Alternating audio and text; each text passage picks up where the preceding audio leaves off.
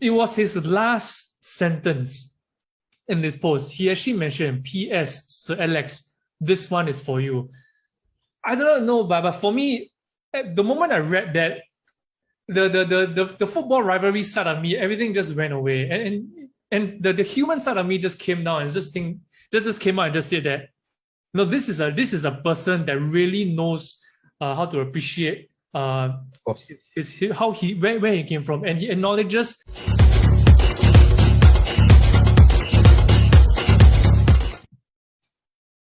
All right, welcome to a brand new episode of VAR with John and Ben, where we talk about our views, the analysis, and our ramblings for the week on everything football. So, this week's legendary news, CR7. Any thoughts about that? That's definitely not legendary to me. I mean, okay, he comes back lah. Okay, he comes back. I talked about this with John. Let him come back. But will he perform to his usual standard? Maybe, maybe not. But he's I wouldn't say he's past his prime, but definitely he's not at his prime. But I could be wrong. But I'm just gonna say, as you can see, Man United is definitely building. I give them that. On other news, some clubs are still trying to rebuild. Arsenal. But anyway, so as CR7 is concerned, welcome back to the Premier League. But you know what? Chelsea wasn't as Chelsea like back then. He's going to face a tough competition. I'm going to say also, Liverpool is not like back then. Liverpool is slightly better now, Slightly better. Slightly. Okay. All right. But all I can say is welcome back, Cristiano Ronaldo. Hello. But I don't think you're going to be the answer to United's problem. But you are a great addition. And we look forward, Chelsea definitely is looking forward to facing such competition. I mean, even when we were 10 men down, Liverpool couldn't win us. So it's okay. We'll go there later. We'll go there later. Yeah. No, for me, I was like, to me, it's just all romantic and everything lah. So, okay lah, welcome him back. Okay, welcome back to the Premier League and all. But I just want to say one thing though. So, Ronaldo posted in his Instagram, right? A long post, stating how he's coming back to United. United basically made him who he is. His first of many things, like his trophies, his call up to the squad, his Ballon d'Or, so on and so forth. But it was his last sentence in this post. He actually mentioned, "P.S. Sir Alex, this one is for you."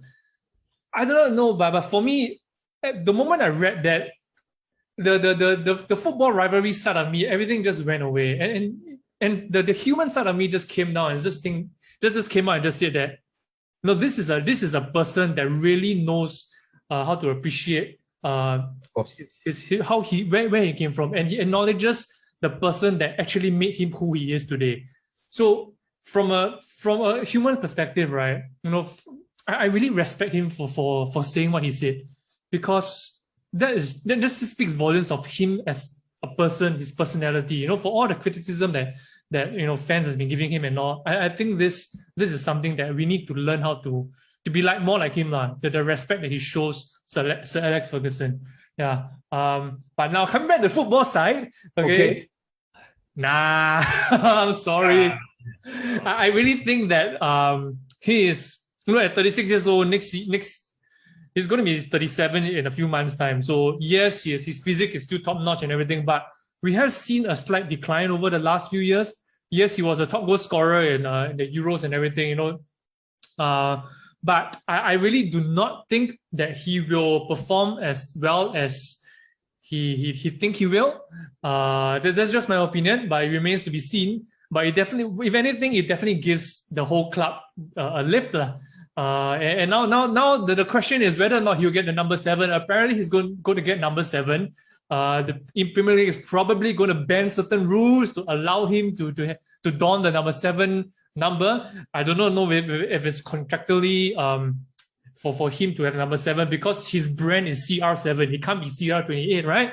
So I don't know. Maybe Daniel James is forced to move so that all those things can come in. I don't know. So it's all under the table. I'm not too sure, but. In any case, welcome back, Cristiano. We're going to interesting. We'll see how it pans out for United. But aside from United, Ben, I'm just very curious. Which club, in your opinion, has the best transfer? Oh my goodness, don't get me started. Okay, My come. goodness. Oh, The we are, bias oh my side is God. coming out. The bias side is coming out. I'm telling you. Be objective, lah. Be I am objective, and I'll Okay, explain to you. okay. No. Let me explain. I think, of course, every club out there got good transfers, and if we focus a lot on the EPL, definitely, I think a lot of clubs are getting good transfers. If you follow the news as well, Crystal Palace is building, Arsenal is also building. You have the different clubs that are building. I don't know what they're building, I mean, I don't know what they're building too, especially for Arsenal, but they're building. And if anything, you can see the clubs around are building. But I'll tell you one club that stood out. Oh, here we go. The one club that stood up to me was Chelsea. Let me tell you why. First, okay, we'll go with Lukaku. We bought over not just a person who used to be part of us, who went out as a boy and came back as a man, and not only that, he is a league winner before he joined us. And then few weeks later, we got on loan Saul from Atletico Madrid, who was also a league winner and now joining us as a Champions League club, and you know what? I say, let's welcome the league winners. We're attracting the league winners. I can see why, it's Chelsea Football Club. It's not the one with the cannon, I'm just saying, or the one with the devil or whatever. But anyway, so I think we are attracting the people, and not just that. I will say what I say. Again, it may sound biased, but I think it's objective in my point of view. But it's biased, lah. For the many years I supported Chelsea, I think Marina, who's the lady that's handling all of these buys and whatnot, say what you got to say. Whether we paid too much for them or not, but she knows how to negotiate the deals. She knows how to loan the players out and compensate for everyone that we paid for. I don't think much loss is there for us, in terms of money and all that. I mean, I'm not into the financial part for Chelsea, but you can see the deals being made, loans being made. And if I can just also add, people can say what they want about Roman buying the club, giving us some bought glory or bought achievement, but he will support the manager when he can. And I think this time, Tuchel asked for certain qualities that he wants from the club, and you can see he really got who he wants. I'm pretty sure Lukaku was something that Tuchel had in mind. People said Haaland, but I think Tuchel thinks that Lukaku fits. Then you have Saul, who comes in as well, who can help build up that midfield, because our midfield is, I'm going to admit, it's not that strong in terms of youthful players. You can say like the likes of Mason Mount and all that, but these are players going forward. But the people who are defensive, who are more of a holding one, they're not that young. We don't have much young people that can do that. So to bring in Saul, who is, about 26, if I'm not wrong, I think it's a good, decent take. Because when we got Kovacic back then, he was also on loan. He fit the system. We bought him, and then now we had Saul. We are having him on loan. We don't know if we're gonna buy him, but if he does it well, I can see why we'll buy him as well. So yeah, I wouldn't say Chelsea has the best one, but of course, as a Chelsea fan following, I think so far the buys, it has been quite thought of, lah. And if I'm going to look at other clubs as well, take a look at the other clubs that are just buying here and there. You can see the buys seem to be a bit more smarter, regardless whether they're from Manchester United, Liverpool. I don't know about Arsenal again, because there are some questionable buys. But anyway, so there are clubs that are building. And so if anything, I think this transfer window, if you ask me, is one of the most exciting one. Okay, because before I hand it over to you, John, I also want to say, there is this thing that's going on. So I think you probably read it as well. The whole Mbappe and Real Madrid, So he's going to stay at PSG for 1 year, then leave for free transfer to Real. I mean, he's going to stay at PSG, and then leave for Real Madrid. That's the possible rumor. He leaves for Real Madrid for free in the following year. And then the other side could be Real Madrid is willing to pay, I think 200 million or something like that, when they could have him free the next year. So you could see like the window is just a bit interesting in that sense. And say what you may say, or anybody out there, but at least we get to see Messi and Mbappe play together with Neymar and the rest of the PSG squad. I mean, them sound so unimportant, but you know what? They're important lah. I'm just saying the three of them are the focus. Unlike some other clubs, Barcelona, Aguero and Messi, that didn't really pan out. So yeah, if you ask me, I think the transfer window has been very exciting. I always thought the winter transfer window would be more exciting. So I didn't expect this to be a bit more hoorah lah. So what about you, John? What do you think? The transfer window started out very boring and everything. Then suddenly we hear about Gini, then we started about Ramos, and then the tangle, the question mark of whether Haaland will go or stay, and then suddenly out of nowhere, boom, Ronaldo wants to go to Man City, and then right at the last moment, boom, Man United came in. So it's been quite exciting, especially towards the last few days, which usually happens, but I didn't expect it to be that exciting. You know what I mean?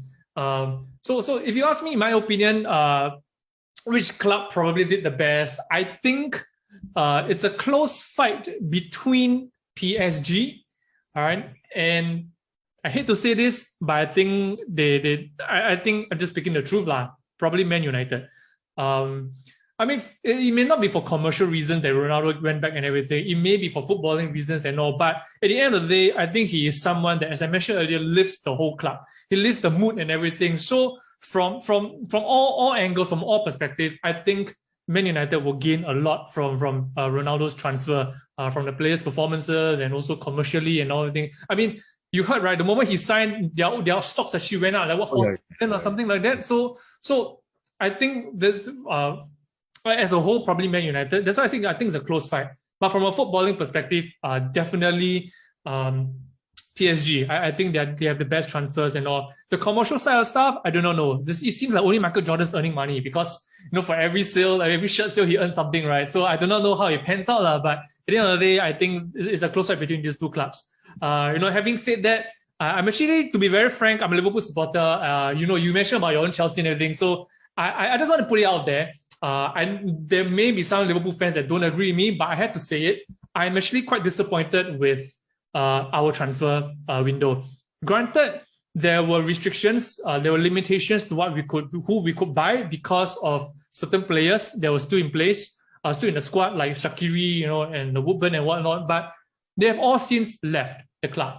So if you already had intentions to sell them and make them, leave the club, then why aren't you, bringing people in? And I think back in our 206 days, I did mention that I think we are a little bit lacking in terms of the midfield and also another striker to at least challenge Firmino to give something different to the team, because right now we are a little bit predictable.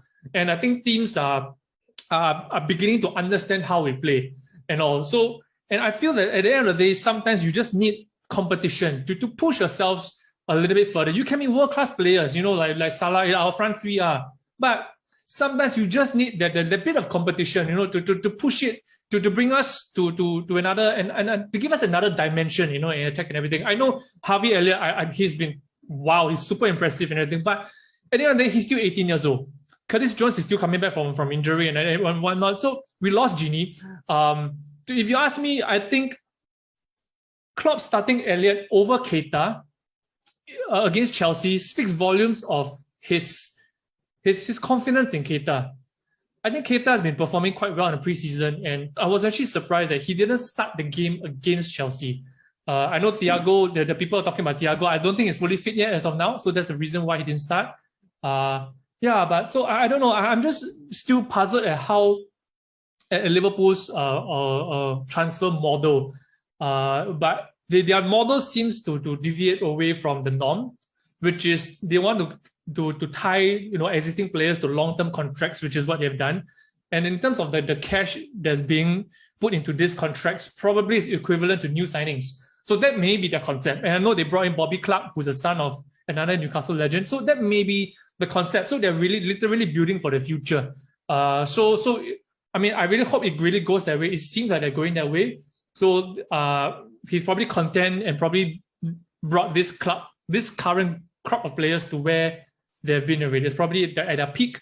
So he just needs them to stay a little bit longer to bring in the next batch of players, the next team to actually bring Liverpool to another level, to maybe have back-to-back trophies and whatnot. But at the end of the day, I still think that by not signing someone right now, an established player rather than a youth player, I think it may hurt us at the end of the season. I just think so. And now the rumors I have is that Firmino may be out for 3 months. So that leaves us is just 3. I'm sorry to say this, but I don't think Origi is a worthy backup, a decent backup for us. So that's the reason why I don't think that we I don't know. I just think that it may hurt us in the long run, especially for this season. And I think it's quite evident, in the previous game against Chelsea, where in the second half you guys played with 10 men, and then I need to give credit to Tuchel because Arsenal also went down to 10 men, correct? But if you look at the replays, you analyze the way Arsenal set up in the second half after Chaka got sent off. They were so open. They were leaving so many gaps that Man City literally just like it's as if you're walking through the Arsenal's defense. I need to add on something. Whether they 10 or 11, it was still very open lah. For Arsenal, right? Yeah, for Arsenal. Yeah, exactly. But you see, the way Tuchel, he made 2 changes at halftime. He brought off Havertz. He brought off Kante. Was he bring Kante? Thiago Silva came in. No, who was the other one that was brought off? I can't remember. Okay, regardless, he brought on Kovacic and he brought on Thiago Silva. It was basically a 9 men behind the wall kind of thing, right? With 5 at the back and then Lukaku, a lone striker at the top. But you could see how organized they were. The teamwork, the communication that Chelsea had. Liverpool couldn't find a way past them. And over here, I'm struggling to find a balance of whether I should praise Chelsea or whether I should criticize Liverpool. But I think Liverpool still did well. We created the chances that we did. We had a shot. Mendy was tremendous. Yep. He created a number of saves and all. We were restricted to long shots, yes. But I think that is due to the organization of Chelsea's backline. And I think Tuchel was very clever. He was very, very smart. If this was Lampard last season, I can guarantee you we would have won the game. But because it's Tuchel, I have to admit, it was a different game altogether. So I was actually very, very surprised at how organized Chelsea were. I was honestly surprised. And I don't think I'm the only one based on the comments on Facebook. But I still think it is 2 points lost rather than 1 point gain. So let's see whether this will hurt us. I mean, it'll be quite interesting to see how it pans out in the course of the season. So I mean, since you mentioned about the Liverpool-Chelsea, now before we go right there, I just want to conclude about the transfer window, our views on it. I think the transfer window has been beautiful because we have seen the return of many people. Lukaku comes back, you see Ronaldo coming back, and you see Messi leaving a club after so long. I wouldn't say his is a return, but rather a new start.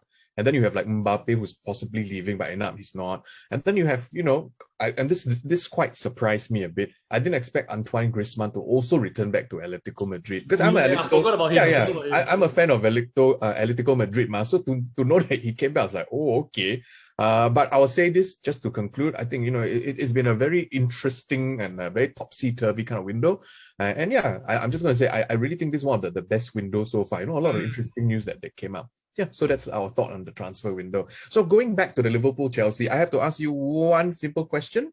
The red card. I have to ask you about the red card, Now, I'm going to be very not so fair here. I personally don't think it's a red card, but I think it's a penalty. In my opinion, okay? It's very weird. I don't think it's a red card because whatever it is, I'm not a science kind of guy. So I wouldn't really confirm that's a handball.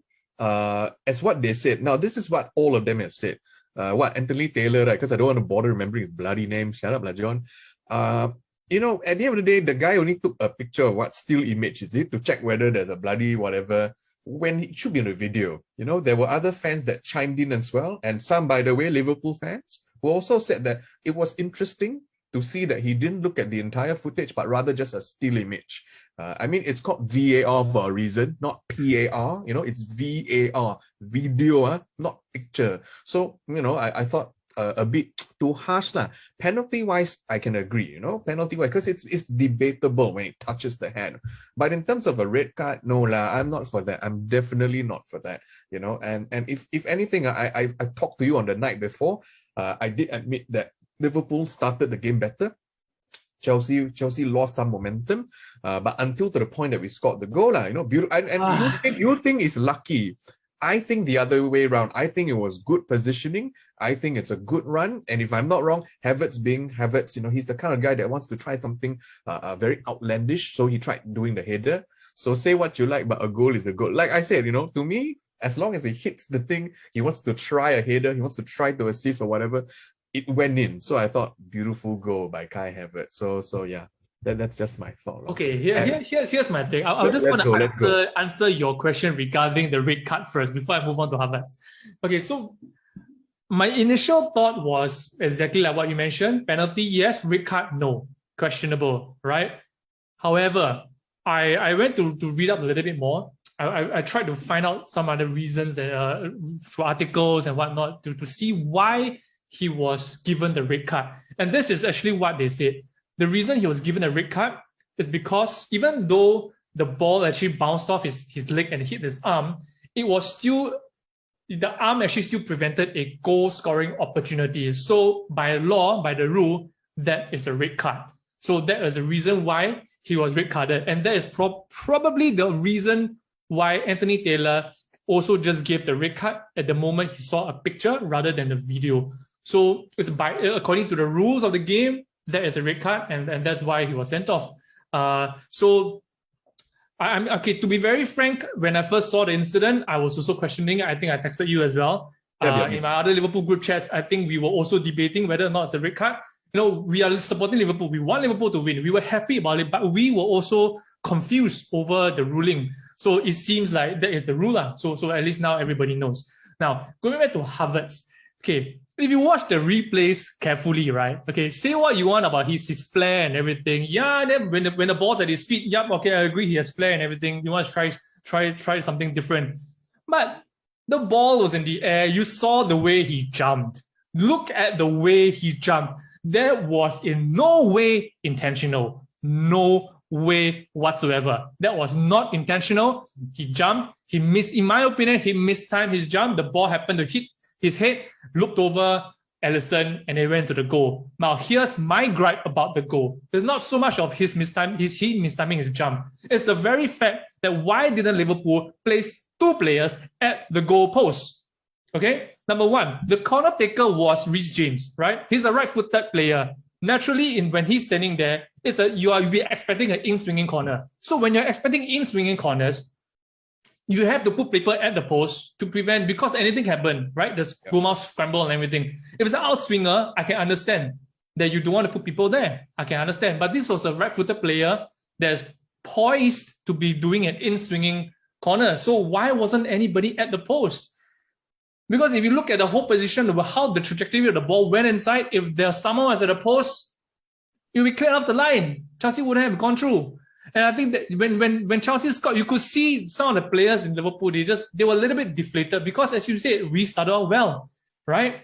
So that's my gripe. I'm actually questioning the decision not to put anybody at the post. So anyway, but at the end of the day, I think DX, last week DX predicted 1-1. So yeah, well done, DX. Okay, I really thought that Liverpool would go on to win the game, but unfortunately, we just couldn't find the finishing touch. So based on that performance, it's really kudos to Chelsea for kudos to Tuchel for his tactical masterclass.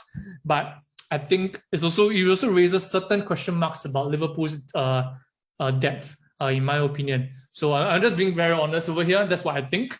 So yeah. Okay, so let's go on a little bit.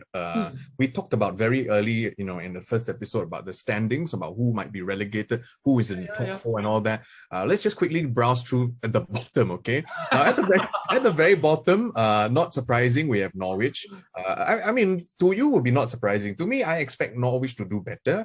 Of course, Billy Gilmour at the end is only one man, so I'm just gonna be leaving it at that. Then we have Wolves, who is, I don't really expect them to be there. I thought they would do better, and we got to admit now, Brentford is as of now top 10. Okay, they are as of now top 10. So and they've been playing quite decently. I've been following some of their games highlights as well. They've been playing quite decent lah. Against I think it was Aston Villa, if I'm not wrong, it was like a 1-1. I thought their last year, that championship top scorer, he scored that beautiful goal. Brentford does have certain, what I've said also, I do think they will stay. I don't think they'll be relegated. So that's the Wolf Norwich. And then we have my favorite team of all, who's at the very bottom, Arsenal. Arsenal is at the bottom right now. Will they stay there? We don't know. But we know fans are calling it. and they definitely want Arteta out. So that's for the bottom part. Okay, so what are your thoughts on the bottom three as of now? Very quickly, bottom three. Very quickly, I think Wolves they are their own doing. Okay. The amount of chances they created against City and some of the other teams, they could have definitely scored more. Adama Traore, he's never a good player. In my opinion, he's just a bulldozer, that's all. So okay. I'm not surprised to see them not doing well. Arsenal, well, if you think about it, in the first 3 games, they played Man City and played Chelsea. So granted, they maybe should have had just 3 points. So, but the fact still remains that, looking at the table after 3 games, they have 3 losses with 0 goals scored. That is still a surprise. Norwich, I'm not surprised over there. Okay. For Brentford, I just think they will run out of steam sooner or later. Okay, I'm giving them until Christmas. I'm giving them until Christmas. Okay. I think they can tide it through. That's my thought. Yeah. But let's go to the top 4 then. Now, the top 4, not necessarily top 4 because of the point system and all, but if you can see as it is, it's Spurs followed by West Ham, which is something that I think we talk about. They might be there. Manchester United, as I've said, I'm not surprised. Then Chelsea, and I give credit. Liverpool also 7 points, right? So let's throw in Liverpool as well. So that's top 5. This is a fact. What are you talking about? Yeah, but in terms of table, top 4 is not Liverpool, man. I'm just saying. So the fact is they're not top 4, but in terms of point system, let's just throw you in. I'm not counting Everton, because you're a rival. So yeah, top 5. Let's just talk about top 5. Just to pull you in. I'm quite inclusive, Top 5. Do you see the top 5 having any changes, or do you think it's just going to be rumbling between these guys? Definitely changes. Okay. Who do you think will drop out? Obviously, Spurs and West Ham. Really. Spurs has traditionally always been doing well at the start, and then they usually drop off around the same time as Liverpool, but they drop longer. Liverpool will come back, but Spurs will just like snakes and ladders. They climb. And for some, they always reach the longest snake ever, so they go all the way back down. So that's just Spurs. I'm not surprised. West Ham, if you think about it, if you really analyze West Ham's squad, they really only have one recognized striker, which is Mikel Antonio. Yes, he's in the form of his life. Yeah, how long can he last? If he gets injured, bye-bye. Yeah, you have Yarmolenko who can play there, but he's not an out-and-out striker. Yarmolenko is more of a inside forward. So, I didn't recall West Ham signing any other strikers. So, yeah, there's a big question mark for me. So, the moment Antonio gets injured or loses his form, but it's different for the rest. So I still expect the top 5 or top 6, whoever you want to call it, to restore the rightful positions. Then the merry-go-round. How about you? Well, I'm with you, but only I think Spurs will be the one that drops out. I think West Ham can stay. I think West Ham likely can stay, provided that they play a good game continuously. I think they will rest certain players when it comes to the smaller game, because it's always about, the fact that you are now in the top 5, even it's only 3 or 2 games, but you feel quite shocked, as a club that never been there. So they might want to hold it there. I don't know. That's just my feeling that they might want to push it because they were that close, to being joining in the big 4 quite couple of times, and I think they might want to try to hang on. I'm not surprised if they're going for draws, but they're not so far. They've been banging in the goals, so got to give credit to them for that.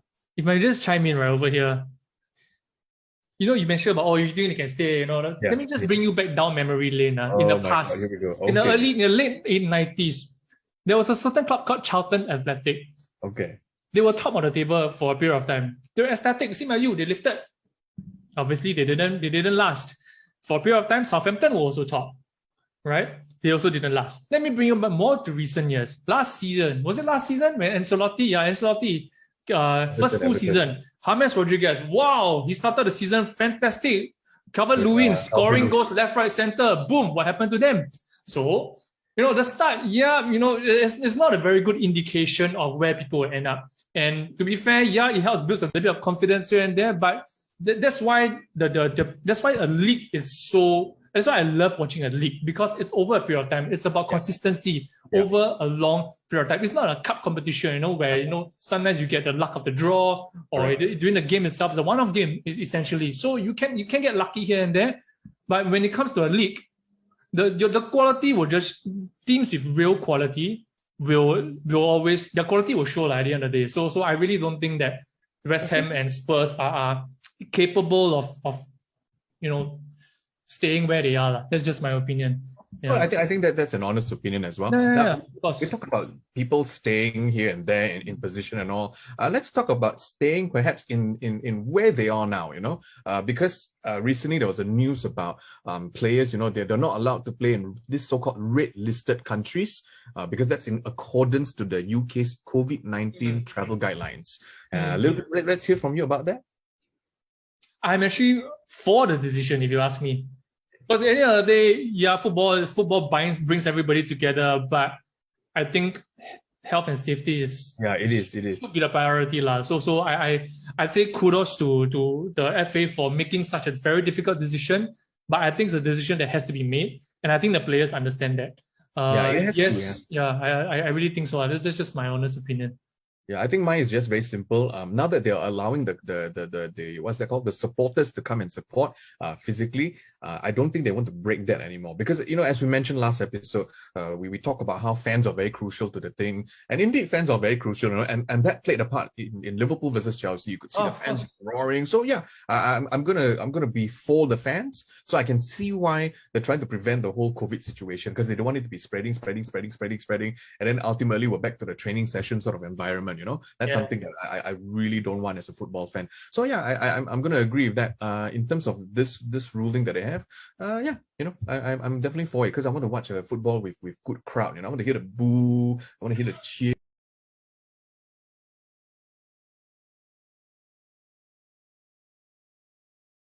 I hear them just talking and nothing happens. So yeah, that's just my take. Yeah, but at the end of the day, you also want your best players to perform, isn't it? Of course. Right. So yeah, I think it's a good decision, because it's from a business perspective, I think it's also the right thing to do, Yeah. That's why also, and also we're just going to throw in something very random here. But the Singapore football team, recently got a lot of new faces.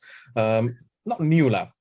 They are the new Korean guy, right? Yeah, the new Korean guy has just joined, and then you got some people getting called up. So hopefully Singapore does well. Yeah, just a quick shout out to the Let's hope so. I do have a soft spot lah. I have a soft spot. Maybe I should start watching a little bit more. You should lah. You should.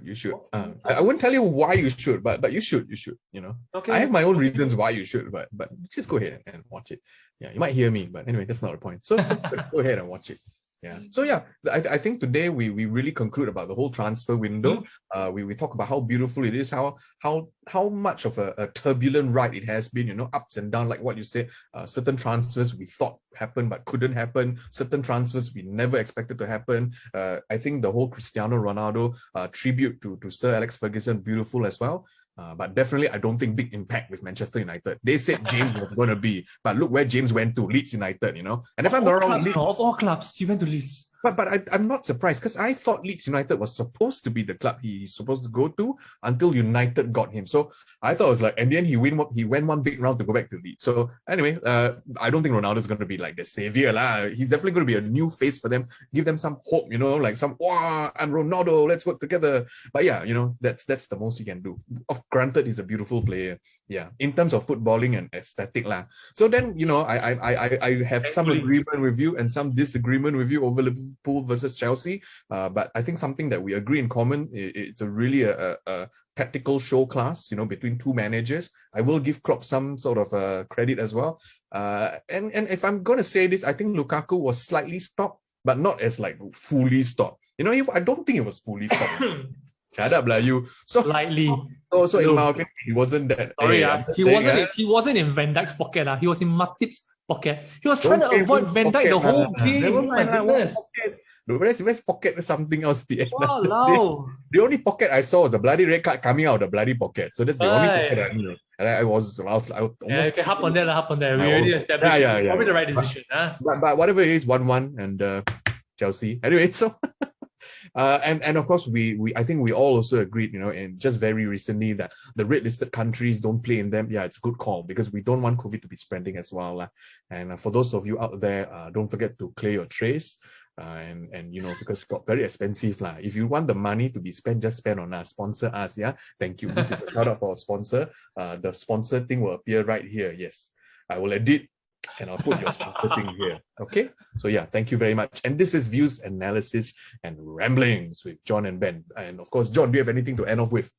That's it. So anyway, thank you for watching. You leave your comments what you think of the red card, because I think it'll be quite interesting to hear your views as well, what you think of the red card, and also what you think of the transfers. You just share your views over here, right? Yeah. So don't forget to share with us. And once again, this is VAR with John and Ben. We'll see you for our next episode. And for now, don't forget, like, share, comment. Otherwise, we'll give you a red card. Bye-bye. Bye-bye. Bye.